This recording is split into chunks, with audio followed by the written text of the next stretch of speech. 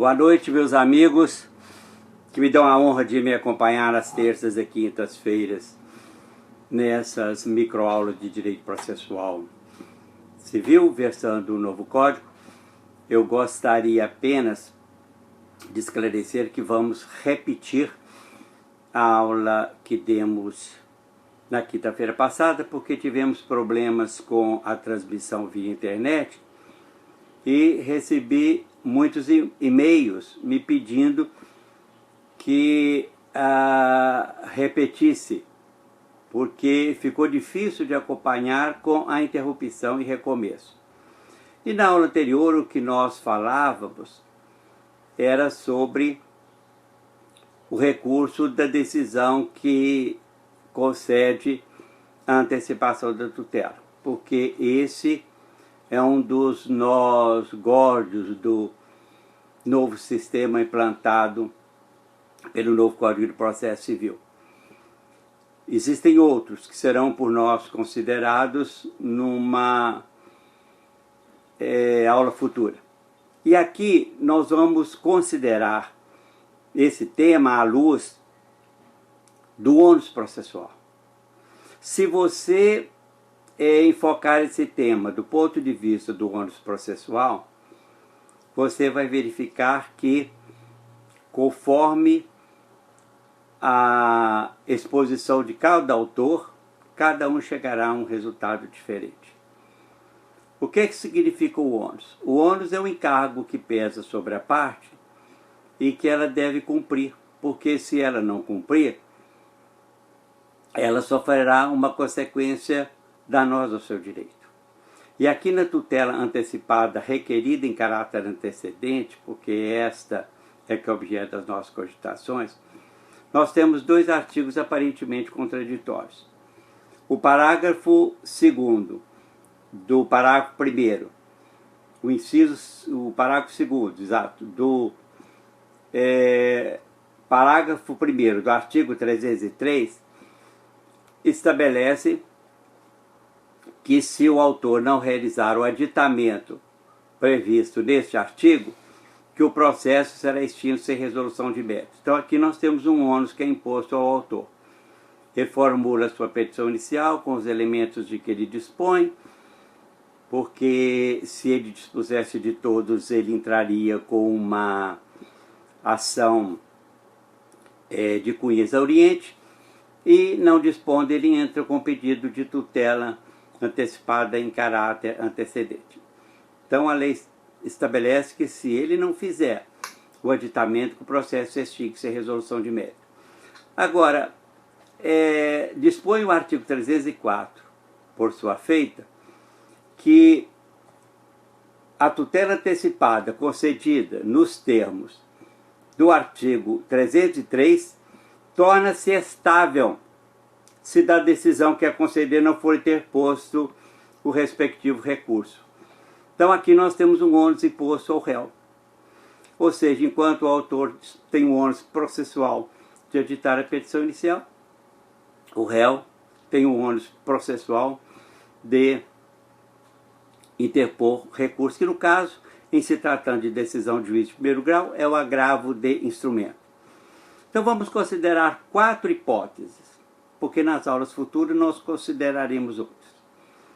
O autor adita a petição inicial, ou seja, ele fez uma petição inicial só para receber a tutela antecipada, e no prazo de 15 dias, se outro maior não for fixado pelo juiz, ele faz o aditamento da petição inicial. O réu, por seu turno, interpõe o agravo de instrumento.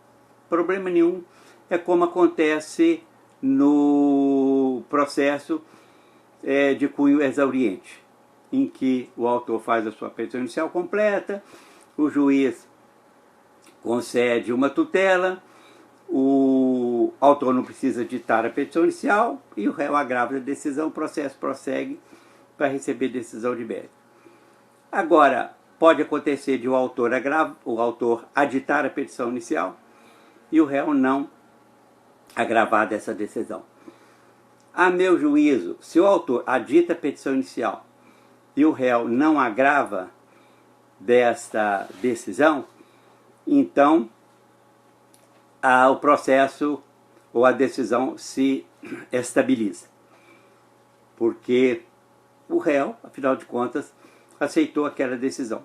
Parte da doutrina sustenta, porém, que tendo o autor editado a petição inicial é porque ele quer uma decisão de mérito em relação ao pedido principal.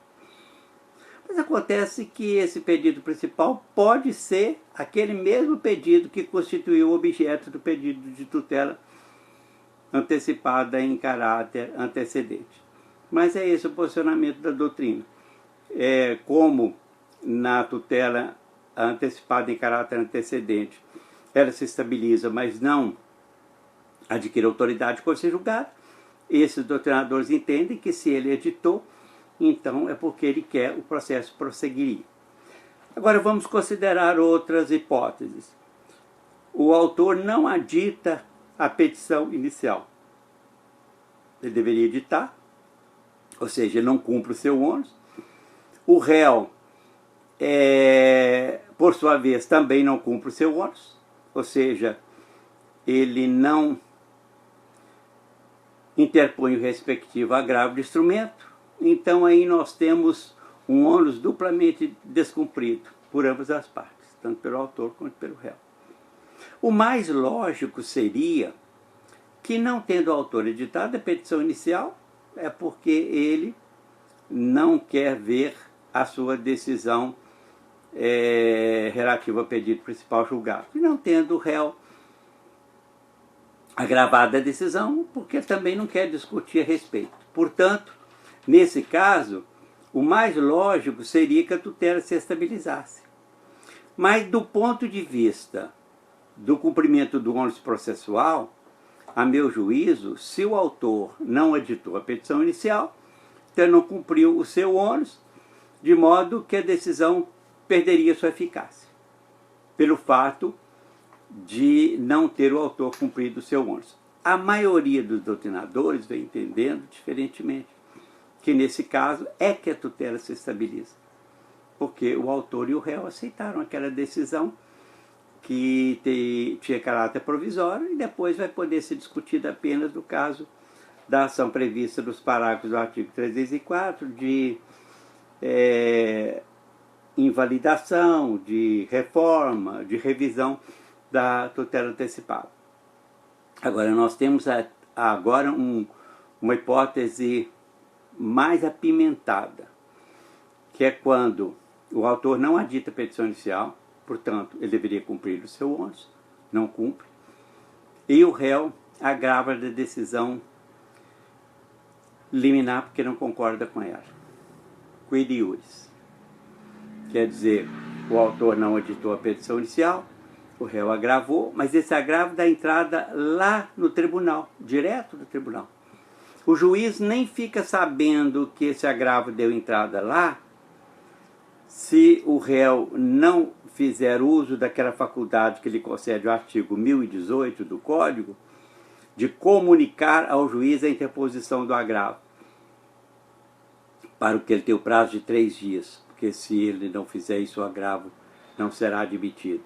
Ou então, se o réu não pedir ao relator do processo lá no tribunal que suspenda os efeitos ou a eficácia da decisão concedida, porque aí o relator vai comunicar ao juiz, pedir informações ao juiz, o juiz vai ter conhecimento que foi interposto um agravo. Se não acontecer nenhuma dessas duas hipóteses, meus amigos, o processo que estava correndo no primeiro grau de jurisdição, pelo fato de não ter sido ditado, será extinto, porque é isso que determina o parágrafo 2º do artigo 303, e sem resolução de mérito. Ao passo que aquele agravo continua tramitando lá no tribunal como alma penada. Por quê? Porque o processo em que ele foi interposto já foi extinto, e o agravo continuaria tramitando no tribunal. Uma outra posição doutrinária relativamente ao conteúdo dessa decisão do artigo 304 do novo Código de Processo Civil, porque o seu parágrafo 1º diz que nos casos previstos no caput, ou seja, se ele deixar de agravar, que o processo se extingue.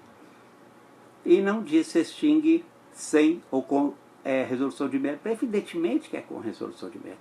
Tem muito autor falando que é sem resolução de mérito.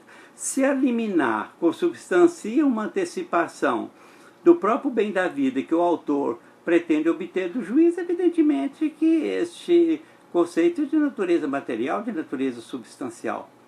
E o legislador não disse isso. Poderia, nessa última hipótese que tratei, quando o autor não adita a petição inicial, mas o réu agrava, pelo menos para que o tribunal tivesse a chance de examinar o recurso do réu, para que ele simplesmente não perdesse, a decisão, né, que ele consubstancia não perdesse a sua eficácia, era permitir que, não obstante a extinção do processo, em havendo agravo, ele seria julgado pelo tribunal que decidiria como de direito. Mas essa, infelizmente, não foi a posição adotada pelo Código. Na próxima microaula nós falaremos sobre alguns aspectos a respeito de casos concretos em que o autor tenha postulado, né, e tenha editado, eventualmente não editado inicial, e o réu tenha também, eventualmente, interposto ou não interposto o agravo. A matéria é tão controvertida que eu confesso a vocês que quanto mais eu penso sobre esse tema, né, eu penso em escrever alguma coisa sob o título Repensando a tutela antecipada em caráter antecedente, as tutelas provisórias em caráter antecedente. Eu vou continuar escrevendo sobre esse tema. Eu tenho visto até autores sustentando que, segundo a orientação adotada pelo novo Código de Processo Civil, pode haver tutela cautelar da evidência. Isso não existe, isso é uma assombração, isso é um mito, porque a tutela da evidência traz da satisfação liminarmente do direito material e não da cautelar. Bem, mas a doutrina é assim, meus amigos. Cada um pensa o que quer, pensa da forma como quer, fundamenta, né, da forma como tem competência para fundamentar. E vamos ver como que os tribunais vão posicionar a respeito. Muito obrigado pela sua audiência e pela sua paciência. Conseguimos chegar ao final. Hoje estamos transmitindo pelo iPad e assim será feito também na quinta-feira. A aula de quinta será mais interessante porque ela versará sobre casos concretos para que vocês possam analisar comigo as consequências dessa forma ou dessa nova forma de prestação da tutela jurisdicional. Um grande abraço, tudo de bom para vocês, que tenham uma boa noite, que repensem tudo o que eu disse e até a próxima quinta-feira. Até mais.